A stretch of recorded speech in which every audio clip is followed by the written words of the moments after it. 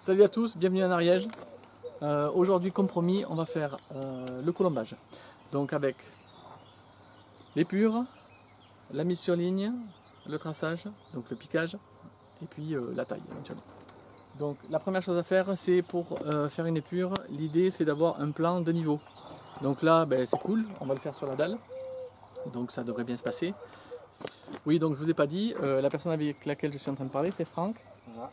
Il est en stage ici pendant 2 semaines. Bonjour. Voilà. Franck, présente-toi, qu'est-ce que tu fais, d'où tu viens? Moi je viens de Millau et je suis apprenti charpentier, je suis en CAP à la fédération. Voilà, donc c'est lui qui va se charger du colombage. Au boulot! C'est parti. Donc ce qu'on va faire, c'est qu'on va se servir de l'épure des fermes.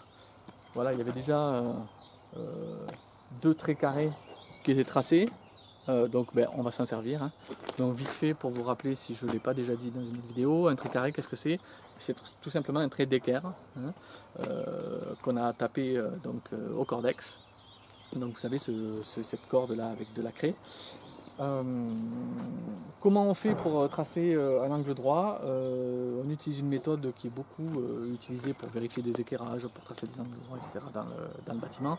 Ça s'appelle le 3, 4, 5. Vous avez sûrement tous entendu dans votre jeunesse parler de Pythagore. Mais grosso modo c'est ça. C'est-à-dire qu'on prend le côté adjacent, le côté opposé, donc 3, 4.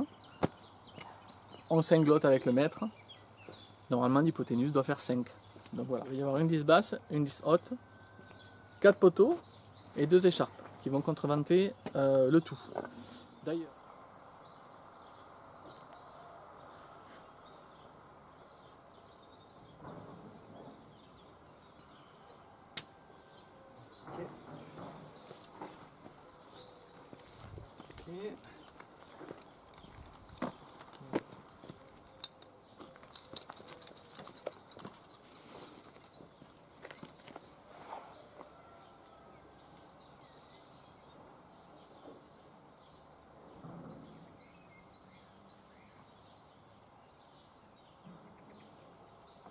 ok. Ouais. Ok, bon là vite fait, qu'est-ce qu'on a fait? On a positionné nos bois, on les a tracés en simple ligne. Alors, tracer en simple ligne, ça veut dire qu'on trace juste une face. On met, comme vous le voyez ici, une croix d'occupation, c'est-à-dire que quand on va poser le bois, on va mettre la face de ce côté, et donc le bois sera là.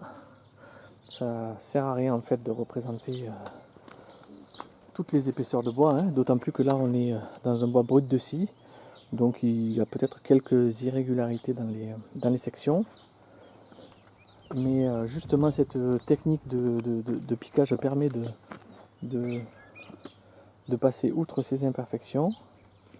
Donc voilà, la prochaine étape c'est quoi? On va positionner nos bois sur des cales de niveau, la lisse basse, la lisse haute, nos montants, nos écharpes, et puis je vous expliquerai la suite.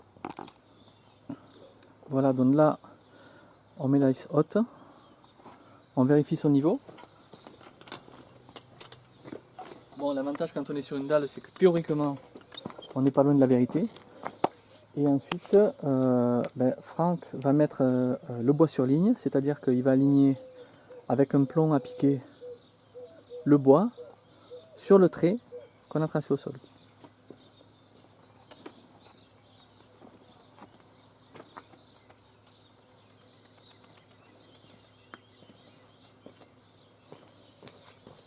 On est bien. Ouais.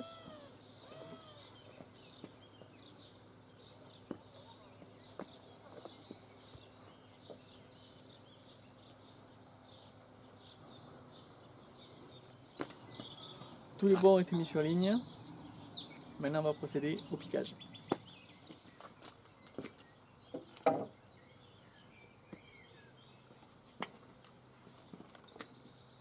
On aura chaud aujourd'hui. Je pensais pas qu'on aura chaud aujourd'hui. Ouais, tout est possible.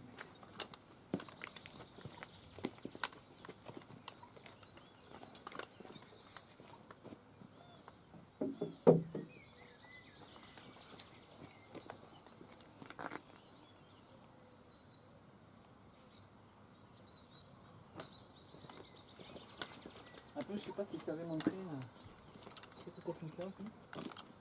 Ah, avec la russe. Donc, tu ramènes ta jauge. C'est plus précis. C'est surtout que tu bouges moins. Les jours où tu es fatigué, tu es sujet au tremblement. Après, c'est comme ça. Déjà, tu peux rapprocher doucement. Donc, en fait, là, les bois sont posés sur ligne. Et si je regarde à l'aplomb, les faces des bois coïncident avec les traits. Donc, si je fais coïncider la croix de mon plomb avec la face des deux bois, il y a un endroit où le fil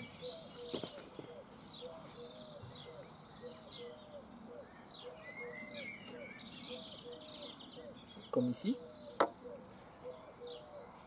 où le fil suit les deux faces de ce bois et tombe sur mon trait en bas. Bon, une fois que c'est comme ça, je pique à l'intérieur de l'assemblage, en haut, en bas.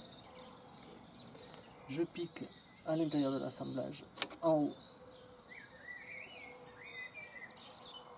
en bas. Et là, mon assemblage est piqué. De ce côté. Je fais pareil de l'autre côté. Je fais pareil sur tous les montants, sur les écharpes qu'on a positionnées. Ensuite, je relierai mes points et je pourrai tracer mes assemblages.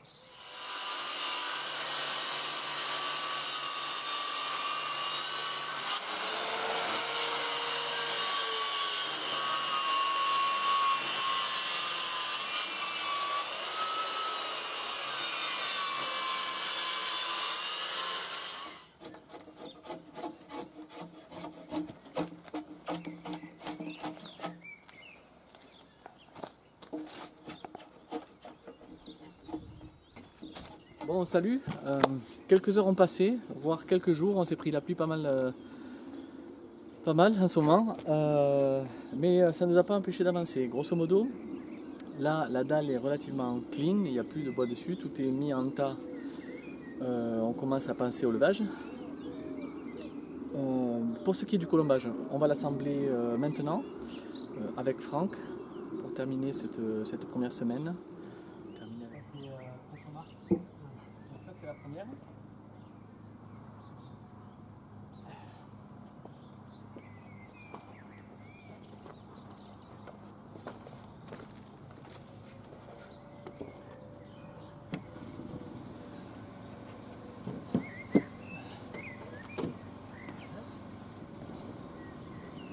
L'autre.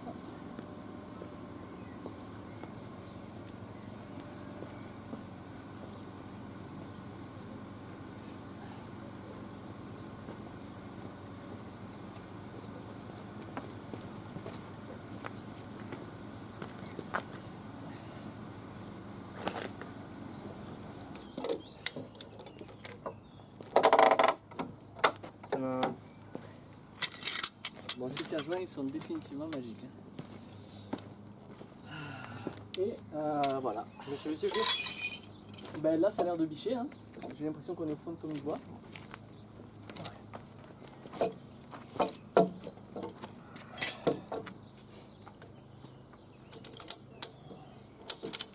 Ah, c'est bon.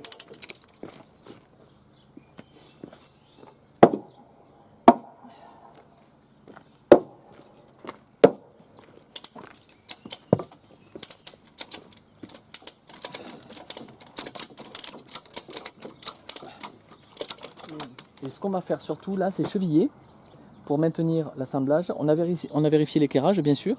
Alors là, c'est un peu particulier parce qu'en fait, si vous voulez, quand on va monter la maison, il va y avoir deux poteaux qui vont s'enclencher et qui vont se coller à ces montants-là. Si vous voyez bien, là, normalement, il y a encore un petit bout de mortaise. C'est-à-dire que le but, il y a toujours, quand on lève une maison, 1 cm ou 2 qui se balade à droite à gauche.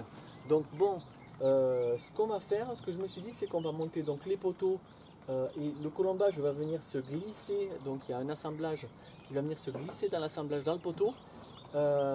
Et en fait, les poteaux extérieurs du colombage, eh ben, j'ai fait des mortaises un peu plus grandes pour qu'ils puissent coulisser, hein, et s'adapter éventuellement à 1 cm en trop ou en moins, quoi. Voilà, donc on ne va pas cheviller les montants extérieurs, on va cheviller les 3 montants ainsi que les écharpes. L'équerrage du biniou il sera assuré, et du coup on adaptera au dernier moment à façon les poteaux extérieurs.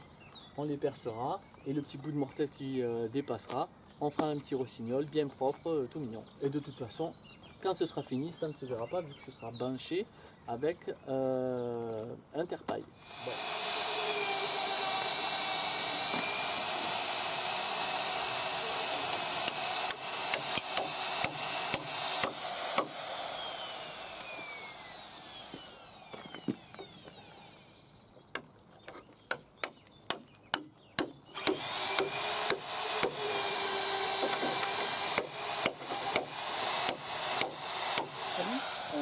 Bon, ben, une première semaine avec Franck qui se termine avec l'assemblage du colombage. Je suis plutôt content de son travail. C'était un exercice sympa pour lui, je pense. Donc j'espère que vous trouvez votre compte à suivre ces vidéos. Je vous dis à très bientôt et puis d'ici là, portez-vous bien. Salut!